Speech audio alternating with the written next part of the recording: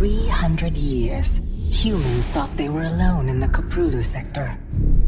They were wrong.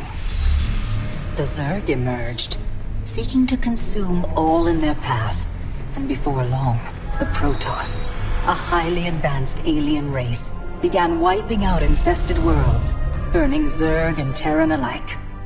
A three-way war, unlike anything humanity had ever faced, erupted almost overnight.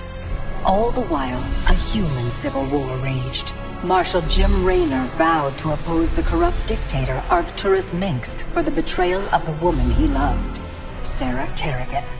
Boys, how about that evac? Damn you, Arcturus. Don't do this. It's done. Helmsman, signal the fleet and take us out of orbit. Now! Kerrigan, a loyal operative, was left to die at the hands of the Zerg. But the Zerg had other plans.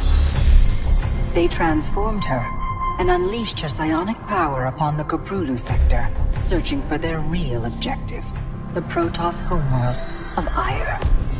The Protoss were unaware of this danger and slow to respond. Their rulers, the Conclave, had dispatched Executor Artanis to hunt for Tassadar, a commander who had refused to wipe out infested Terran worlds.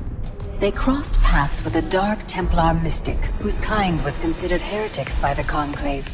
Through great effort, Zeratul convinced Tassadar and Artanis that he was not their enemy. Together they rallied more Protoss from both factions against the Zerg. Despite the Conclave's fury, they achieved significant victories against the Swarm. But when Zeratul struck down one of the Overmind's Cerebrits, his own mind was left vulnerable. From his thoughts, the Overmind gleaned Ire's true location, and the Swarm descended upon the Protoss homeworld with all their might and fury.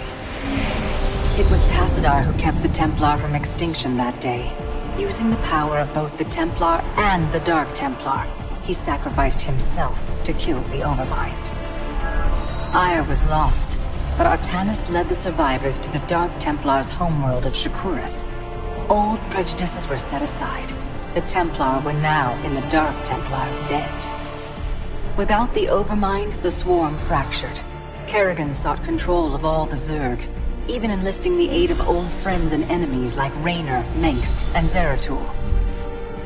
Once her rule was uncontested, the Queen of Blades betrayed them all. Billions of humans and Protoss were killed. The Zerg stood unchallenged, but to the relief of all, the war seemed to end there. Zeratul suspected the Zerg had fallen under the control of dark forces. He uncovered prophecies stating that an ancient entity, Amon, was attempting to merge Protoss and Zerg lifeforms into an unholy hybrid, and that this evil might already have control of Kerrigan and her power. It was during this time that Executor Artanis, hailed as a hero, was made leader of both the Templar and the Dark Templar. As Hierarch, Artanis united both factions, and promised to one day reclaim the glory they had lost on Ire. But such unity is only a dream for Jim Raynor.